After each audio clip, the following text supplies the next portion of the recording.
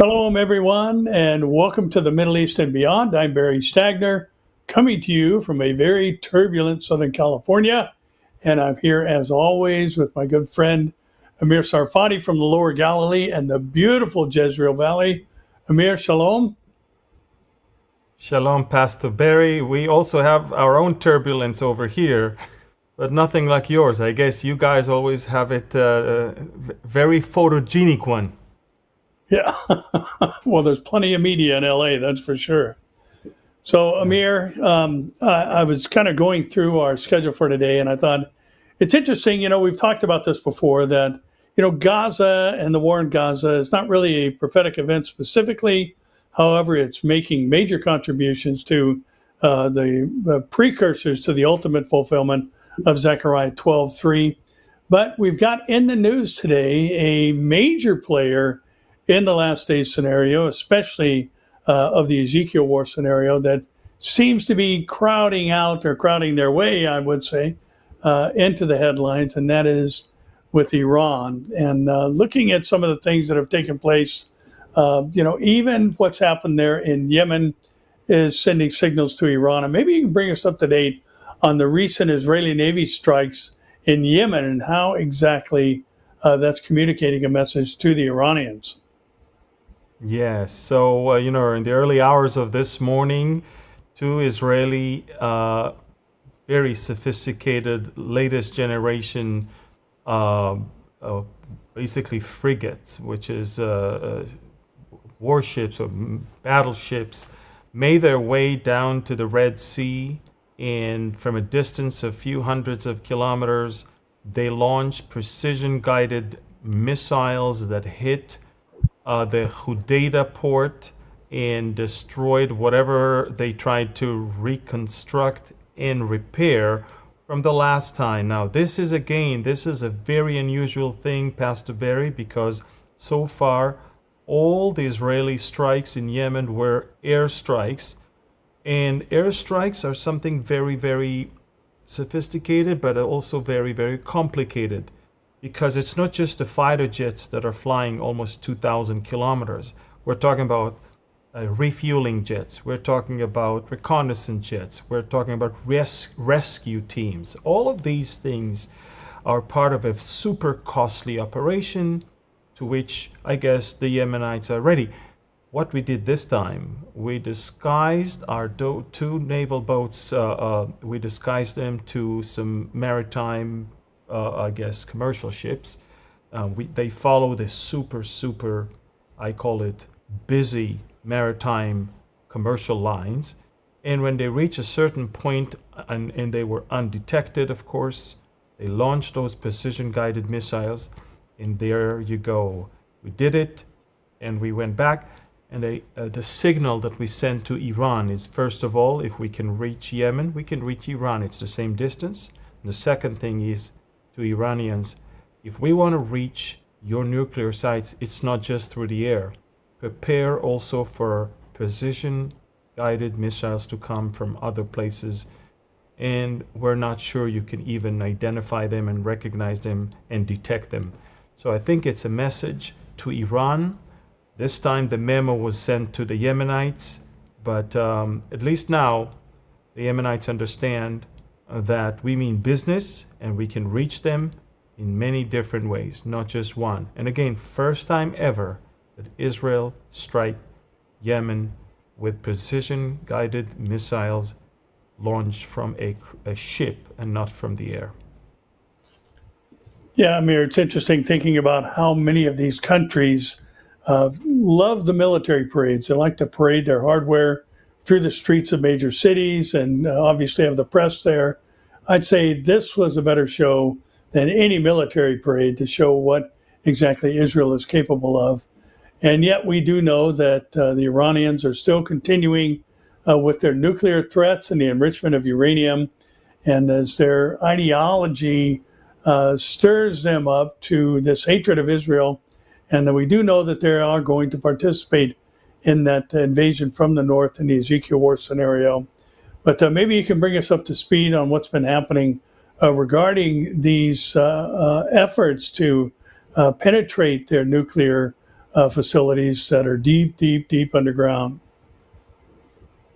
Yeah, well, first of all, 2 months ago, President Trump shocked Israel and shocked the world when he announced that talks with Iran has begun. He gave them 2 months to reach a deal, and the 2 months window expires this coming Thursday. Now, we have to understand something. Pastor Bray, a lot of people don't understand that the Iranian nuclear program from the very beginning was never ever designed to be a civilian program for a very, very innocent purposes. We're talking about a program that from the very beginning was designed to be a military one, and it's called the Ahmad project.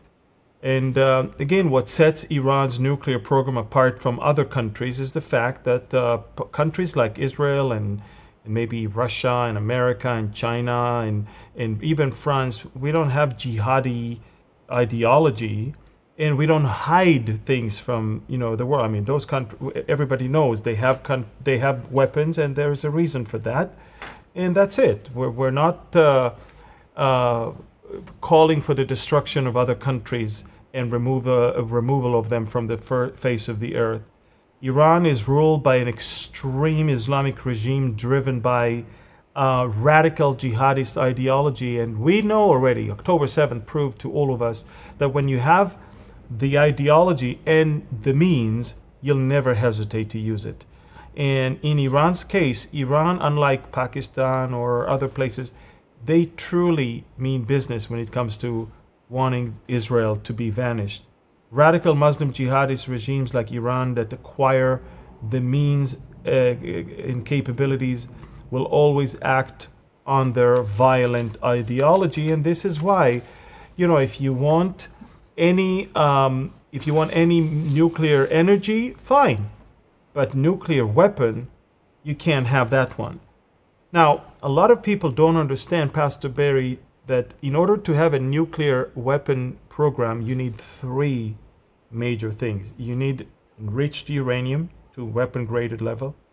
You need research and development of the actual warhead, the bomb itself. And then you need the means to transfer the warhead all the way to its target, which is the ballistic missile program. Iran is working on all three of them. Now, normally when a country wants to have civilian purposes nuclear energy, it doesn't need to enrich uranium. It doesn't need to have research facilities to prepare a warhead, and it doesn't need super sophisticated ballistic missile program that will be able to carry those.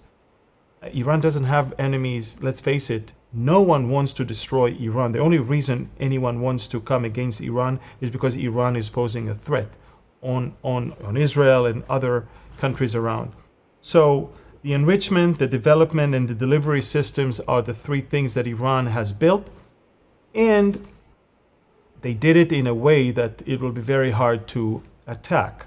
I think we have, if I'm not mistaken, we have a map that can show everyone what is it that Iran has as far as facilities. Take a look at Iran's borders and take a look at the different facilities that it has. The legend will show you that there are facilities for uranium enrichment. There is uranium mining. They don't even have to buy uranium. They have power reactors. And of course, the research for the bomb and the weaponization facility. And so you understand that the enrichment facilities and the research and the weaponization are the main things we need to come after. And take a look. It looks very innocent from above. But once you go under the ground, all the way 100 meters under the ground, this is where the business is done. It's not innocent at all.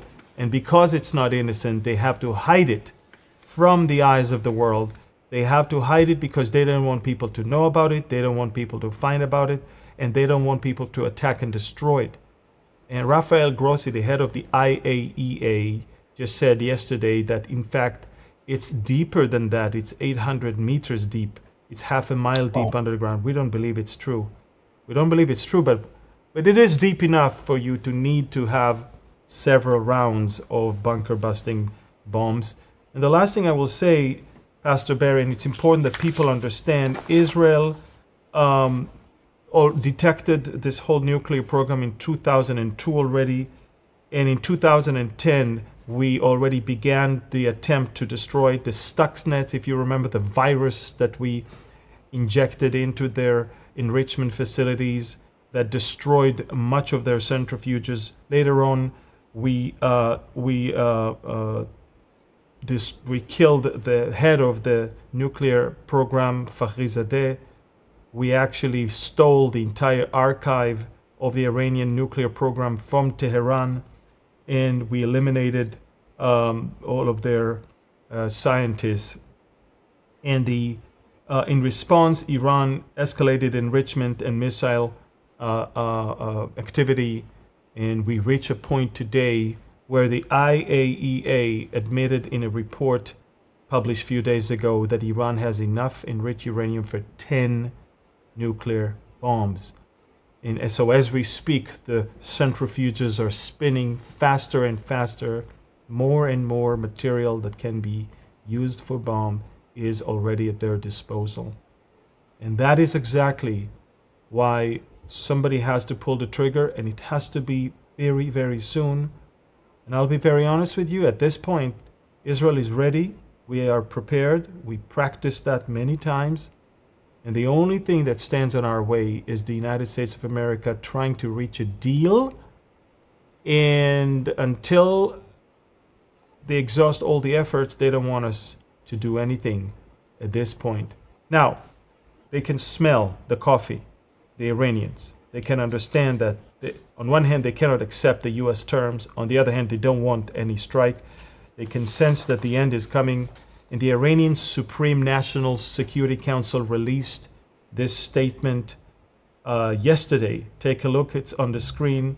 In the name of God Almighty, the recent complex intelligence operation carried out by the anonymous soldiers of the Imam of our time, Imam Mahdi, are a great intelligence achievement, an important part of the intelligence design and covert and secret actions by the sacred Islamic system. Another important part of this is the round-the-clock struggle of our armed forces to create operational capacity aligned with the weakness and strength and strengths of the Zionist regime, and to any such aggression, including any aggression against our economic and military infrastructure, we will respond instantly by attacking their hidden nuclear sites. And the funny thing is, because in 2018 we stole their nuclear facility, their nuclear programs archive, they fabricated a story that they stole ours. And it's very interesting because they fabricated a story, and then their media reported that. Lebanese media reported what they reported. English media reported what the Lebanese reported. And then the Iranian media reported what the English media reported, what the Lebanese media reported, and they started parroting each other's fake news as if it's true. And now they try to intimidate us as if we know everything about your program, and now we know how to attack when the time comes. And it's very amusing, by the way, to see that, because you can see their effort to somehow intimidate us, but they understand that this is Benjamin Netanyahu's legacy. I mean, for the past 15 years, it's all he was talking about, from the stage of the UN General Assembly to meetings with world leaders, all the way to his own people here when he ran for office. So if he's not going to do that, and if that's not going to happen very soon, we're going to miss that train. The train will leave the station, and it's going to be too late. Amir, noting the statement from the Iranians regarding the Imam of our time and the mention of the Mahdi, I think the viewers need to understand that the Mahdi is associated with resolving the apocalypse that comes about in the last days. Right. So this is a very strong statement that they believe that the time is now, and the destruction of Israel is on the horizon, as well as, at least in their thinking, the destruction of the great Satan, which is the United States. But again, I have to say, I'm going to be very interested in seeing what Israel comes up with to get down that 100 meters underground Yeah. and take care of this. And looking at, the pager thing, and now with this kind of covert op striking Yemen with these disguised warships, God has I'll his hand say in the nation of Israel. absolutely. The Iranians reportedly said that they reject the U.S. proposal, but they came up with their own proposal saying that, hey, we will enrich uranium for 3.67%. However, we will do it only if Israel will dismantle its nuclear program. Yeah. I don't want to reveal things that should not be revealed. But I will only tell the Iranians this. Hezbollah did not know about the pagers and the walkie-talkies for quite a few years. Yeah. That's all I can say. I'm with you. Okay. But Amir, things are still happening in Gaza as well, and the control of the IDF over Gaza has now reached kind of a midpoint, so to speak. And there's some other interesting developments, including, the retrieval of 3 of the dead hostages. But maybe you can update us on what's been happening there on your southern border as well. Yeah. So, it's been a while that we've been talking about the fact that hospitals for the Palestinians, and especially in the Gaza Strip, and especially for Hamas, hospitals are nothing but a shield to cover their own operation. And if I can show you the map of Gaza, you're going to see the European hospital built by EU money. The European hospital was there not just to treat people, but the European hospital in the outskirts of Khan Yunis, as you are about to see, was actually a place that was shielding the leader of Hamas right there in the center of the Gaza Strip towards the south, Khan Yunis area. If we zoom in to Khan Yunis, you're about to see 50% of Gaza has already been taken over by IDF. We control over 50%. But take a look at this. We zoom in. That's the European hospital. And underneath that hospital, we found a tunnel that housed the top leader of Hamas now on the right, Mohammed Sinwar and Mohammed Shabana. And inside the hospital is where we found the bodies of Gadi Khagi and his wife Judy. Judy is Canadian. Gadi was American. Both are from the Jezreel Valley that later on moved to the south next to Gaza. And these are the people that we're dealing with. In the Rafah area, we managed to retrieve the hostage that we're not sure if he's alive, Pina Natopong. He's a Thai worker, married with a son also. And he's one of those 3 that we were not sure if they're still alive or not. And unfortunately, we found his body and we know now that he's dead. So we have 20 confirmed living hostages, and apparently the rest are probably dead.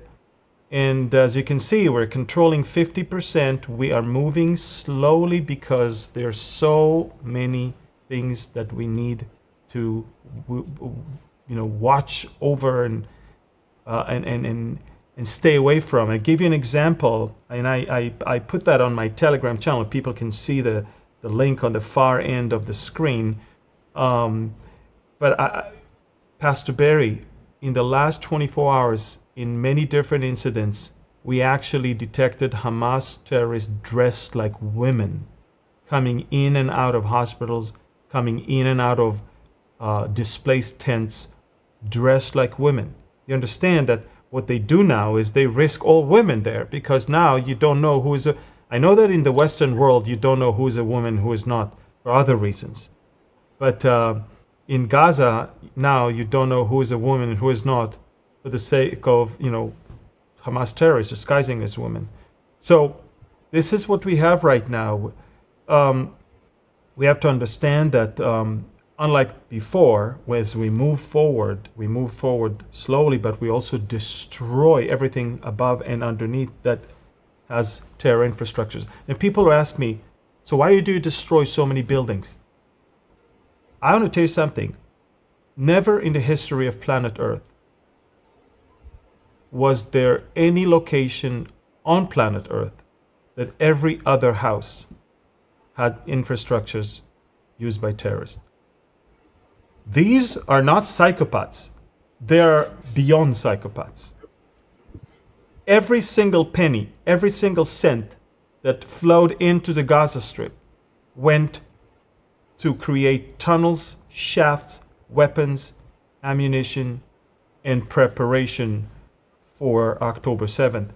And, the soldiers are shocked because I stopped posting that on Telegram because it's almost like people think that I'm recycling the same photos. We're finding every day hundreds of weapons, hundreds of IEDs, hundreds of hand grenades, every single day in every other house. That's why these houses are destroyed. They have been marked as terrorist infrastructure. And any house that is not destroyed, terrorist comes out of it immediately. All they need is to have access from their shaft to attack and then run back to the tunnel. And when you look at those pictures that look like almost like Hiroshima or Nagasaki of everything is destroyed above the ground, don't be deceived. It might be destroyed above the ground, but under the ground there's about 30 to 40,000 terrorists, like ants under the ground, waiting.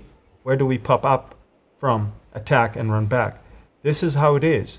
So as with Gideon chariots, unlike before, as we move forward, we not only destroy what above, but we are examining every single shaft, and we make sure that even the underground infrastructures are being destroyed.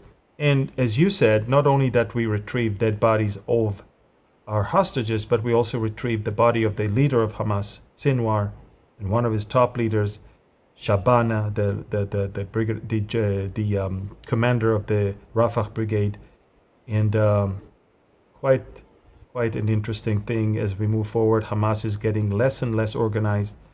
They are no longer a power that can really come against us. They're now probably 10 to 20% of what they used to be, and they're acting as guerrilla.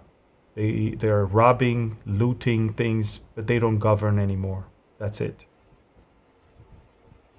Yeah, you mentioned something yesterday on the Q&A we did together that I think probably would be beneficial to the audience today. And that is, you mentioned the kibbutzim and the political leanings of those who dwelt there, many of those at the Nova Festival.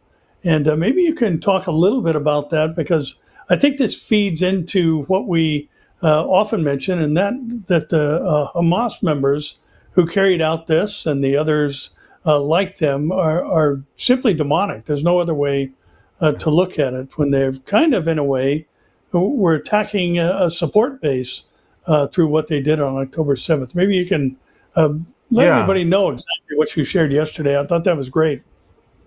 Well, I think yesterday's question was related to the flotilla and I mean, about those Westerners that were supposed to come into Gaza. Why wouldn't you allow them in? And how do you think the Gazans would have received them and all of that?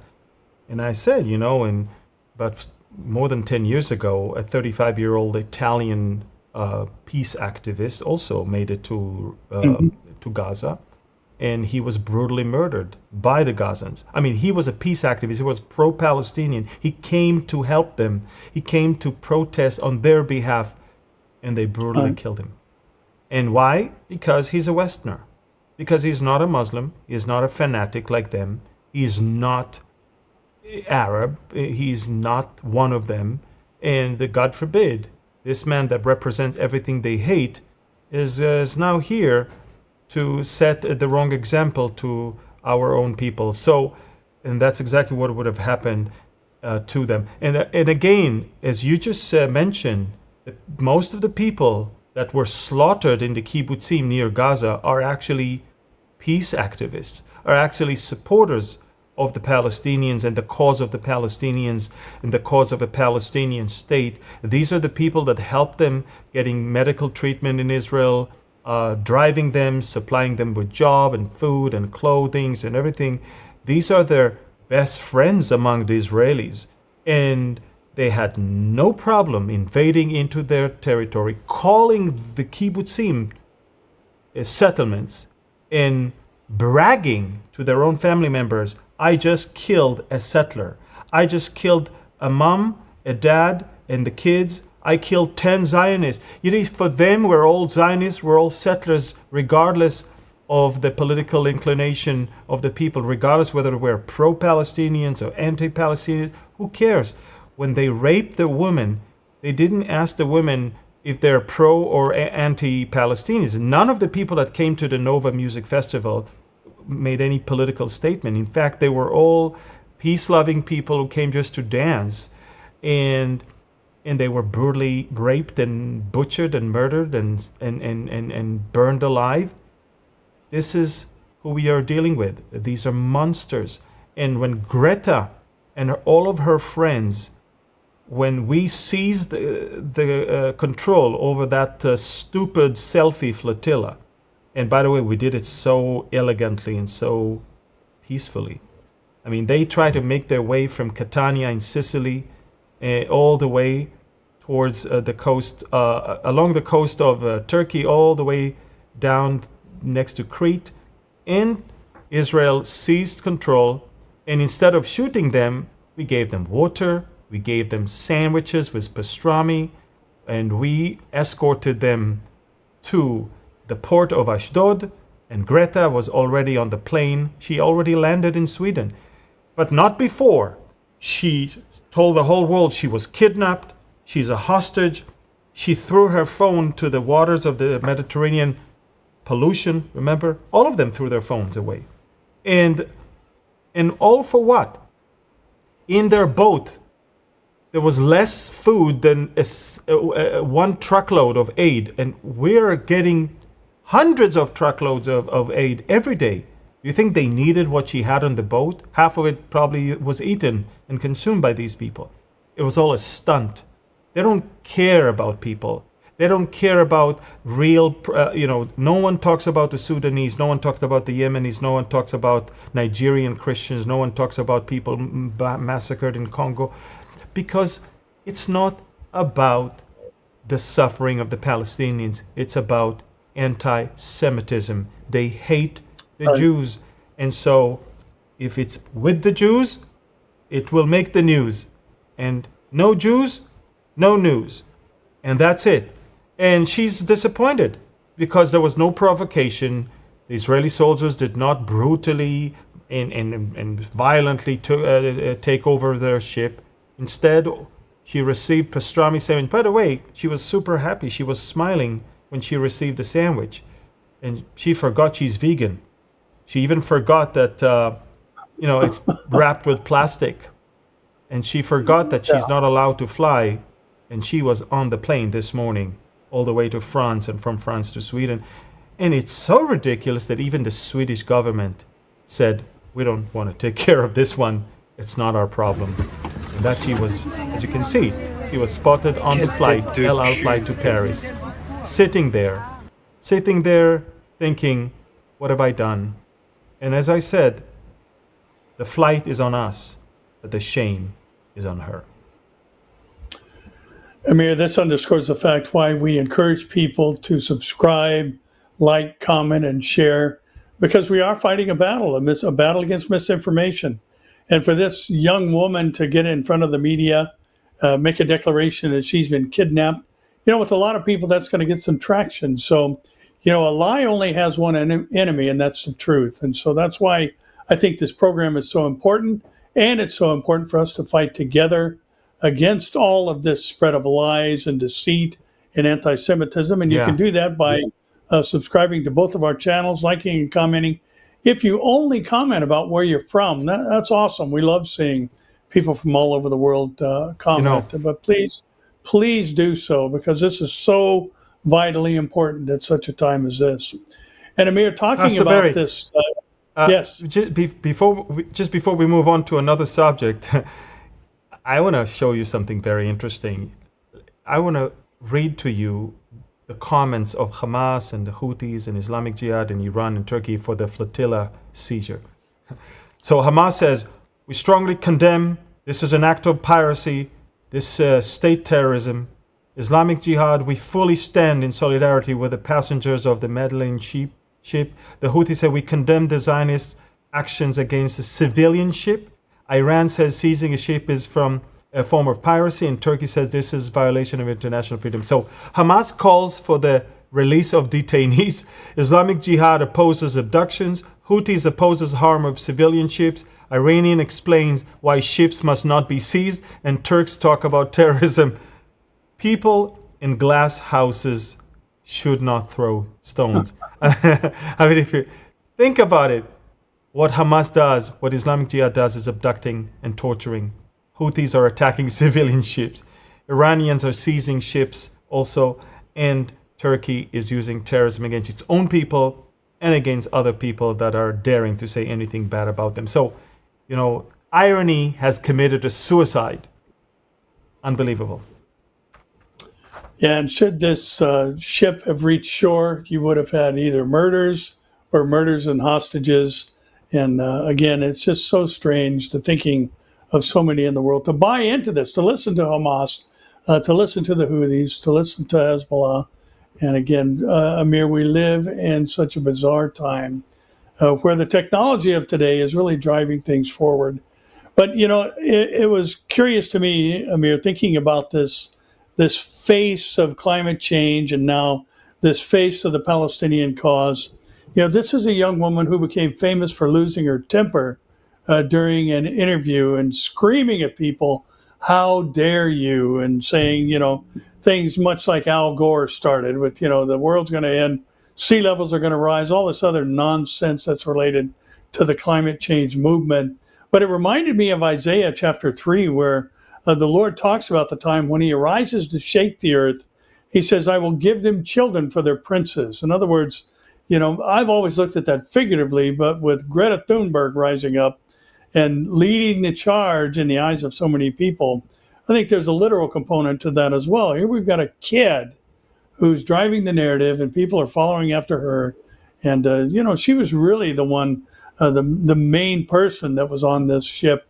And again, we are so close, I believe, to the Lord coming to get us and transforming us in a moment, in a twinkling of an eye, to forever be with him. Now, yes, interesting developments in Syria, Amir, and we've talked about kind of the dawning of a suit by Jelani and the other things that we've mentioned in time past, and maybe you can bring us up to speed on what's happening there as Syria cracks down on Iran, of all things. Yes. So let no one deceive you. Jolani is ISIS. Jolani is jihadist. He's just wearing a suit and he trimmed his beard and is, now how did Trump call him? The young, attractive man. But I will tell you this. One thing will always remain. Sunnis hate Shiites. And Iran is the mother of the Shiite nation. And when it comes to enemies, the enemy of your enemy, the enemy of my enemy is my friend, okay? So, in a way, the, so to speak, friendly steps that the Jolani regime is doing is not exactly because they love us and they really want to live in peace with us. It's because they hate the Iranians as much as they maybe hate us, and maybe even more. So a couple of days ago, Syrian security forces captured an arms smuggling cell in Syrian town of Talkala, and they basically captured the smuggling cell of 200 Iranian-made 107 millimeters rockets. And in my Telegram channel, I show photos of what they actually confiscated, which all of them were meant to be transferred to Hezbollah. So that's a good thing for us that Hezbollah is not getting those, and that the Syrian military seize them. It's just that one day those will be used by the Syrians against us. So we don't live in La La Land. We know exactly that whether it's Right. Hezbollah or them, eventually it might find its way to us. But during the time of Assad, when Iran was deeply entrenched in Syria, the Iranians imported into Syria hundreds of thousands of Shiites that are coming from Afghanistan and Pakistan and Iraq, and they settled them in Syria and gave them Syrian citizenship so they can do what they wanted to do in Lebanon and in Iraq also, create a political power as well there. And sources in the Ahmed al-Shara administration stated that the Syrian government is working to revoke the citizenship of approximately 700,000 Syrian citizens. Among them are Iraqis, Iranians, and Lebanese. In other words, they want to kick out any leftover of Iranian influence in Syria. That's a lot of people, 700,000 people. And I'm sure no one is going to protest that one. So that's as far as Syria is concerned. Pastor Barry, I hosted here in my office yesterday for a private conversation, a private meeting, one of the commanders of the IDF special unit that is operating on Mount Hermon and of parts of Syria right now. And he told me that when we first seized that place, except for, in a great operation, 72 hours long operation, we destroyed all of the Syrian military capabilities. But then we started marching into Syria and we found tons of weapon and ammunition that was left by the Assad regime. And there was no way for us to, remove it on the spot. So he found a Druze guy that was driving a tractor and a cart behind that, he was working in agriculture there. And he said, come over here. And literally they loaded the cart with all the RPGs and all the mortar shells and everything on. And they were all brand new in boxes. And they moved them into Israel and seized it. We were surrounded by insane amount of weapon that was meant to be used against us. And we're still cleaning up. And the cleaning up operations continue. But Pastor Barry, it's a miracle. People need to understand when you pray for Israel, God answers in many ways and in many forms and shape of things that you will never be able to understand. I mean, who would imagine that one day a Druze farmer will be directed by an Israeli commander with his tractor to come to a bunker in Syria and load on his truck mortar shells and RPGs and clear them into Israel, and by doing so remove threats from all around us. We're still doing that every day. It's a miracle upon miracle upon miracle. Do not ever stop praying. The prayer of the righteous avails much. We right. never ever should stop. That's as far as Syria is concerned. Yeah, Amir, that makes a great point, for those out there who hold to a replacement theology or simply believe that Israel has forfeited its place in God's redemptive plan. But the reality is God is moving on Israel's behalf. And as you said, I think it needs to be resaid, miracle after miracle after miracle after miracle from Almighty God on behalf of his chosen people, Yes. Israel. And we're watching just incredible things take place as he who keeps Israel neither slumbers nor sleeps. And Amir, we're kind of coming close to the end, so let's jump out into the rest of the world for a minute. And, all the world, I think, has been watching LA riots and how they have intensified. And we've got kind of an inner struggle here. And I know you guys are well familiar with such things, where the president of the United States and the governor of the largest state in the United States are at odds with one another, finger pointing and seeking to shame and accused of illegal activities. But as these LA riots intensified, Trump has now called for the National Guard to come into the area. He's also called up some Marines as well to handle what the governor of California and the mayor of Los Angeles have refused to do. And he took an action that is a bit unique and hasn't happened in many years, actually since 1965, that a president bypassed the governor of a state and ordered the National Guard into a boots on the ground situation to deal with some of these things going on. And Amir, what we're seeing here, I think, is prophetic in the sense that here in California, which, as the saying goes, as goes America, so goes the world. Well, I think we need to recognize that as goes California, so goes much of our country. And we are seeing lawlessness at levels that are just astounding here in Los Angeles. And LA's no stranger to riots, but now basically what's happening is illegal activity is being protected and promoted by much of the citizenry in this particular county. LA County is a big county. I think LA is the 8th largest city in the country. And, it's just really sad to watch this happen. And on top of that, I think it's even more heartbreaking to see that we have people in places of power who will do nothing about it, but rather defend it and lay claim to these protests being peaceful. Yeah, and you know what? It's almost like history repeats itself. When Trump was in office last time and the BLMs, this whole debacle started in the streets of some of the cities across America, mostly obviously the blue cities, Democratic controlled cities, were torched and violence erupted all around. It's a well-organized, well-played, and there's so many ads on Craigslist and others that are calling people to come when they're paying handsomely for rioters. These people are paid to create chaos and to sow violence all around.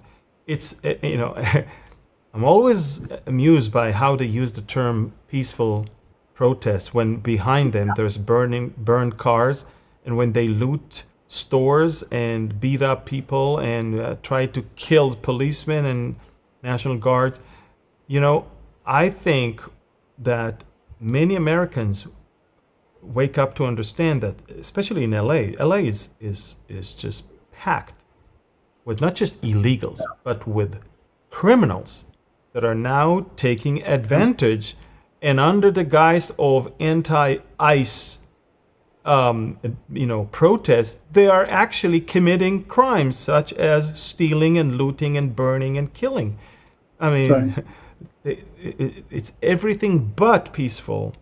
And it's sick and it's terrible to see that the governor and the mayor are so complicit. Look at Kamala Harris's statement that she released, and you can clearly see also all the other Democratic. I mean, it's amazing how violence and chaos always serves the Democrats' interests. Always, always.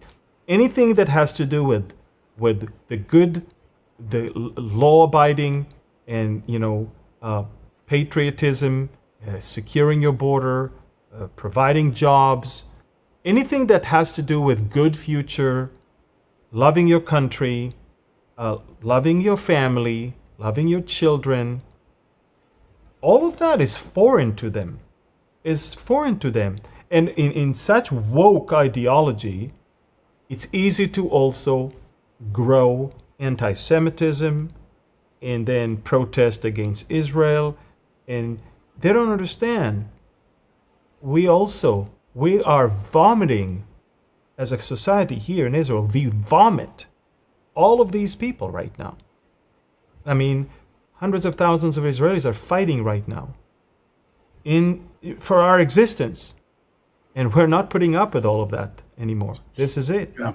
And so America is going through some rough times, but I think that a lot of Americans wake up to understand that there is a side that wants chaos, wants destruction, wants violence, because they don't believe in borders, they don't believe in governments, they don't believe in law and order. They just don't accept it. And for them, illegal is only in the eyes of the beholder. I mean, if they think something illegal is okay, then it's okay. They choose what illegal is illegal. And so, I mean, they choose if a man is a man, if a woman is a woman, if a man can be a woman. It's all up to their, whatever serves their interest at the moment will then be upheld by them. Yeah, and I think that points out the level of corruption that's taking place in high places in our country, because they full well know that the Constitution protects peaceful protest, and therefore they are knowingly labeling these things as peaceful because they don't want them to be viewed as violating the Constitution of the United States. Yeah. And yet, the media, who is on their side, is doing them a great disservice by posting all these pictures and all. And watching this unfold in our country reminds us, as we mentioned earlier, lawlessness is abounding. We are late in the last days scenario, I believe. And the UK has some interesting things going on. But Amir, why don't you encourage the people once again to what we talked about earlier about the importance of fighting the good fight in the technological realm. Yeah, and again, I want to warn people, and it makes me sad also when I see people that are buying into the propaganda of the enemy, and not just that, a lot of people are buying into even Christian sensationalism, which is very dangerous by itself also. So I want to encourage people, subscribe to our channels, like and share and comment on our videos. Let the truth ring and sound everywhere. Let the algorithm, push and promote our content. We need you. You don't have to do much. It takes 3 minutes. Just subscribe, share, comment, and also like those videos in our channels, Barry's channel, my channel also. And as far as Telegram, it's just good news. Telegram not only is a great way to read the news, but now for the first time, Telegram is allowing you to even comment directly to me. You will see that when you underneath there is a box where you can actually send me direct message from Telegram. So now it's much easier. I want to encourage you to subscribe to my Telegram channel as well. Yes, Barry, this is it. Yeah, Amir, we've talked a lot about the UK, and there was a video not too long ago that came out where someone was pointing out how many mayors in major cities in the UK are Muslims. And now we're starting to see kind of a push towards Sharia law just becoming law in many of these cities. And there was a man who experienced the enforcement of the Islamic blasphemy code who had burned a copy of the Quran. And this has happened for the second time this year, where the British Crown has decided to punish a man who blasphemed. And the article that was posted said one particular religion, and then it went on to say, guess which one? Was it Christianity, Judaism, Hinduism, Buddhism, or Baha'i faith, or even Jediism, which is actually a real thing in the UK coming from Star Wars, which is bizarre. But again, insulting Islam has now had consequences for this man, as he was fined for burning a copy of the Quran. But Amir, I think we would both agree immediately that if he burned the Bible, there would have been no consequences whatsoever.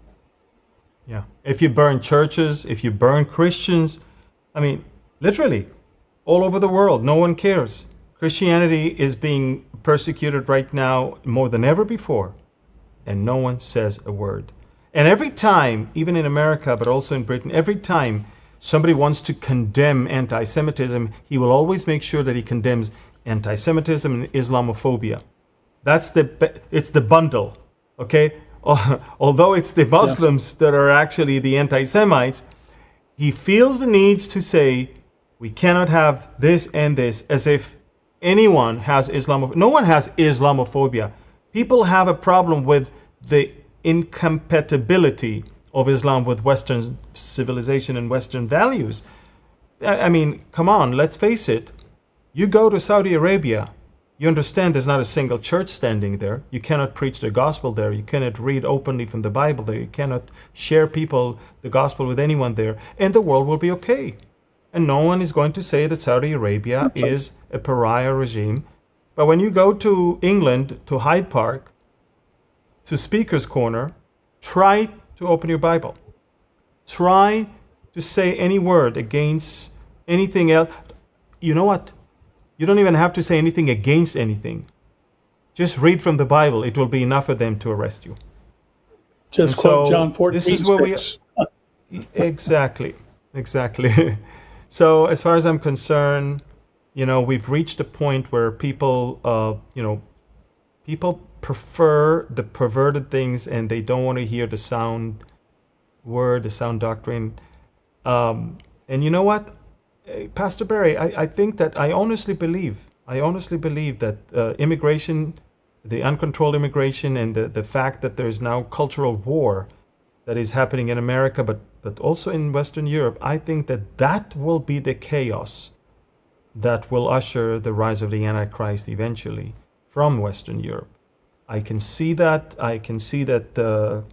Once Ezekiel war will bring about the end of radical Islam agenda, I can see how literally there will be a need for something else, and from the ashes of all the violence that is going to erupt. There's already violence all across Europe.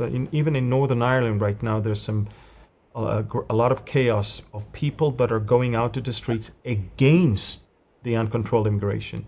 You're going to see that in France, you're going to see that in England, you're going to see that in Western European cities, you're going to see that in Scandinavia. People have had it. And I think that eventually we're going to see a complete change, and it will be in the ballot boxes when they're going to go and vote for new regimes and new government. And we can only pray that throughout this process, people will not only find common sense, but they will also find their Lord and Savior. Amir, a lot of this stems, at least in our country, from the universities that have been pushing this egalitarian thinking that everybody has a right to live in America, everybody has a right to live like Americans, and anyone who is against that is a bigot and hateful.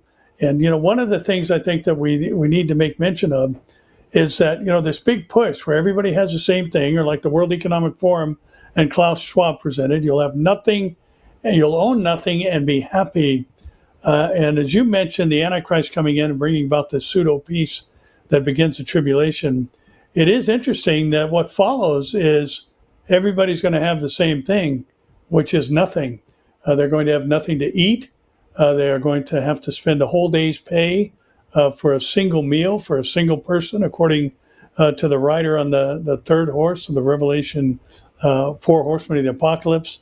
And the world is headed to that place where they're going to be hungry for somebody to step up and say, hey, you know what, let's just all get along. And I've got a plan here where we can settle the Middle East crisis and just deal with things equally on all levels. And just everybody get in line and worship me, and everything's going to be fine.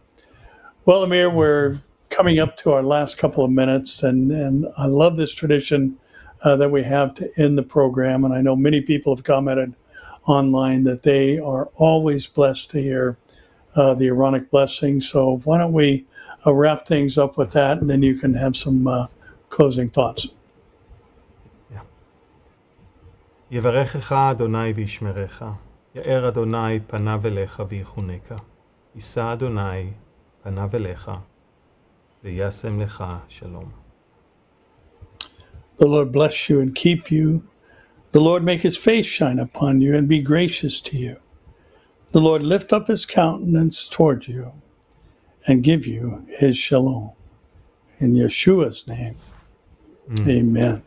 Amen, amen. I want to remind people also that Pastor Barry and I wrote a book about Bible prophecy. You can always get it online. And this is also my latest book, The Israel Decree, that is also a New York Times bestseller, and you can get it online as well.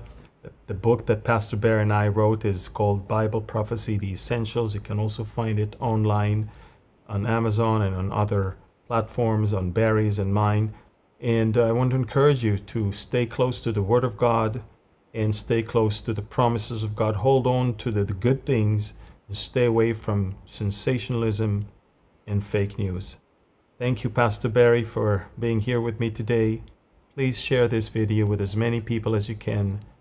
And please continue to pray for the peace of Jerusalem, and that he that keepeth Israel, who neither slumbers nor sleep, will continue to protect and to shelter our beloved country and nation here, and his people all over the world. Thank you. God bless you, and shalom. Shalom.